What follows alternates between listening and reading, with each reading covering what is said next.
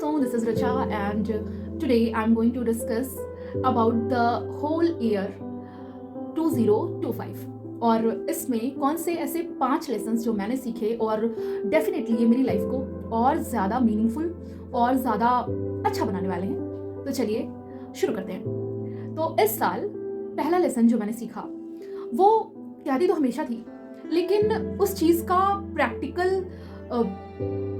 वो कैसे घटता है, इस चीज़ को मैंने इस पूरे साल में सीखा और वो ये है कि सब कुछ बीत जाएगा। आप जिन चीज़ों से भी बहुत ज़्यादा डरते हो, आप जिन निर्णयों को लेने में बहुत ज़्यादा सोचते हो, आप जिन चीज़ों की कल्पना से भी डर जाते हो, वो सब कुछ हो जाता है और आप चलते जाते हो। This is the truth. और इस चीज़ को हम कहते बहुत बार हैं, लेकिन जब तक हम इसका प्रैक्टिकल अपनी लाइफ में नहीं देख लेते तब तक शायद हमें उस चीज़ को मानने में बहुत कठिनाई होती है। तो एक ये पहला लेसन जो मैंने सीखा कि सब कुछ बीत जाएगा। दूसरा लेसन ये था कि देयर आर मोमेंट्स जब आपको बहुत सारे दोस्त आपकी ज़िंदगी में होते हैं, परिवार के लोग होते हैं आपकी ज़िंदगी में, बहुत सारे वेल विशर्स होते हैं, secret partners and all there are so many things, but there are moments जिन चीज़ों से आपको अकेले ही निकलना होता है। आप उन हार्डेस्ट मोमेंट्स से you have to go through alone, और आपको कैसे निकलना है ये ट्रिक्स आपको खुद ही सीखनी होती हैं। और आपको इतना डिपेंडेंट होना ही चाहिए, होना ही पड़ता है कि आप उन क्षणों से खुद को बाहर निकाल पाएं और सरवाइव कर पाएं उन क्षणों में।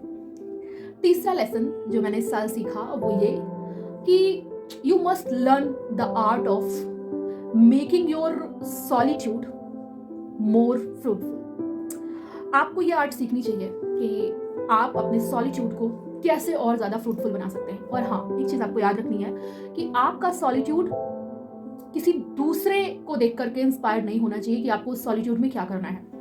आपको अपनी चीज़ें उसमें जो आपको खुशी देती हैं वो अप्लाई करनी है, क्योंकि अगर आप दूसरे से इंस्पायर होकर और कुछ भी फॉलो करेंगे तो वो बहुत ज़्यादा दिन तक काम नहीं करने वाला है और फिर आप हताशा में जाएंगे और ये सोचेंगे कि ये काम क्यों नहीं कर रहा है। तो आपको करना है, आपको दूसरे से कंपेयर नहीं करना है और आपको अपनी हॉबीज़, अपना वर्क रूटीन, अपनी चीज़ें उसमें जोड़कर और उस सॉलिट्यूड को जितना ज़्यादा से ज़्यादा हो सकता है उसको फ्रूटफुल बनाना है। The fourth thing I learn this year is कि रीडिंग इज द सेवियर। मतलब रीडिंग की अगर आपके पास हैबिट है, आपको ऑब्जर्व करना आता है, आपके पास किसी चीज़ को देखकर उसके पीछे का मीनिंग निकाल सकने की अगर आपके भीतर ये योग्यता ईश्वर ने दी है तो ईश्वर ने आपको बहुत बड़ा वरदान दिया है।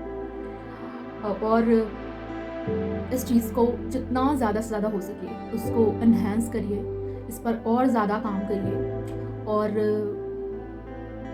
हमेशा नई चीज़ें पढ़ना, नई चीज़ें ऑब्जर्व करना, चीज़ों पर अपनी नज़र गहराई से डालना, ये सब कुछ ब्लेसिंग है और ये आपसे चमत्कार करवा सकता है। इस पंक्ति को आप ध्यान से सुने कि चीज़ों पर सिर्फ गौर करना आपसे चमत्कारिक चीज़ें करवा सकता है। पांचवी चीज़ जो मैंने इस साल सीखी वो ये है कि खुद को नेचर के साथ जितना ज़्यादा से ज़्यादा हो सके अलाइन करने की कोशिश करिए।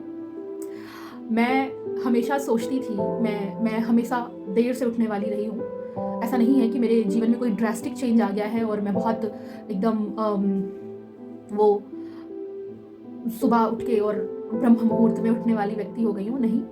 लेकिन मैं ये कोशिश करना मैंने सीखा इस साल में कि खुद को प्रकृति से अलाइन करना। सिर्फ ये प्रकृति से अलाइन करने का मतलब सिर्फ सुबह उठने से नहीं है, मैं बता दूं, मैं स्पष्ट कर देना चाहती हूँ कि प्रकृति से अलाइन करने का मतलब ये है कि आप जो नेचर की एनर्जी है उसके साथ खुद को जोड़ पाएं।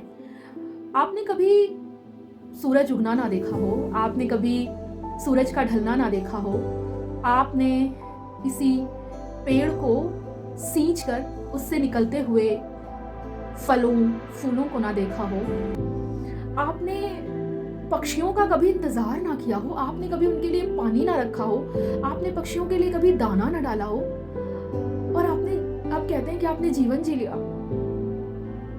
So all these were the 5 lessons I learn this year. आपके लिए ये साल कैसा रहा?